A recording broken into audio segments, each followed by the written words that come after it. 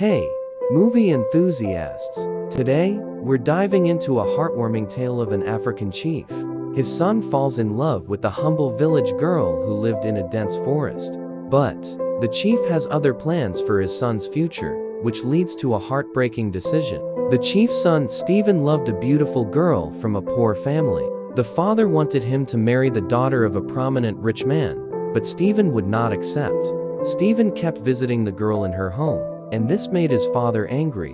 The chief ordered the guards not to let Stephen leave the compound without his permission. Stephen was confined to his room all the time. Stephen refused to eat unless he was allowed to go and meet his girlfriend, but the chief would not let him go. They sent his guards to warn the parents of the girl who lived in the forest not to ever allow Stephen into their homestead. Stephen cried in his room, yearning to meet his love.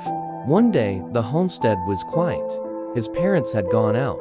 Stephen broke the grills of his windows and escaped through a hole he had made on the fence. Stephen ran through a thick forest, and on the way met a leopard who attacked him. He ran as fast as he could and managed to escape unharmed, arriving his girl's home late in the afternoon. Later that night, he convinced his lover to elope to the city the next day and start a new life away from the village chaos. They waited till there was no one in the homestead and took the forest route to arrive at the highway. The father had dispatched his guards to the forest to look for his son. As Stephen and his girlfriend paced the dense forest, he saw the guards on the other side of the ridge, and they walked through a valley so they could not be seen. They managed to reach the highway, and as they were waiting for transport, they were alarmed to see the guards coming downhill in their hot pursuit. The guards kept running towards them, but there was no sign of a bus in sight.